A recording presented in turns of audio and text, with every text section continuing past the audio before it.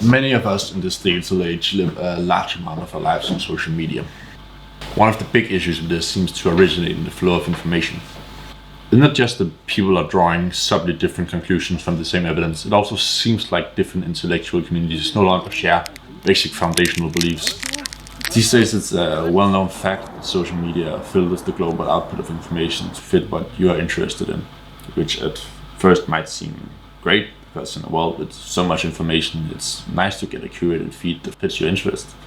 What you want is what you get, which creates these so-called echo chambers.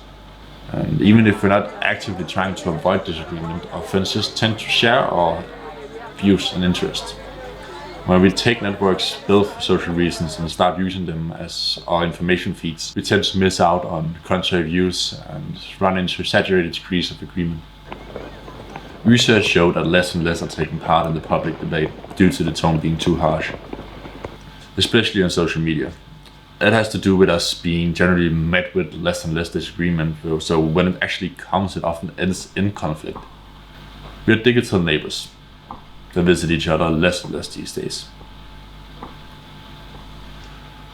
So, conclusion, I don't know, but we need to be faced with what differentiates from our own surroundings. Or maybe at least be reminded of it as often as possible so that we remember that life and truth is more than what you and your environment can see.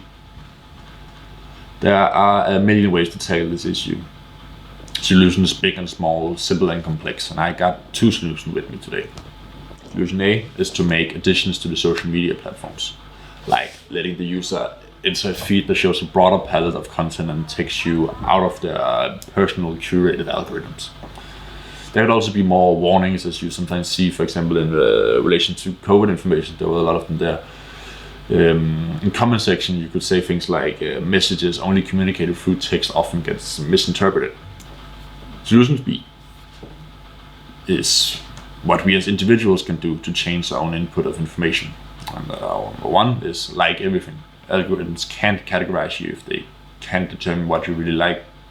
And 2, actively cultivate prestige media on all sides. Swallow your preconceived opinions and follow prestige publications across the political spectrum.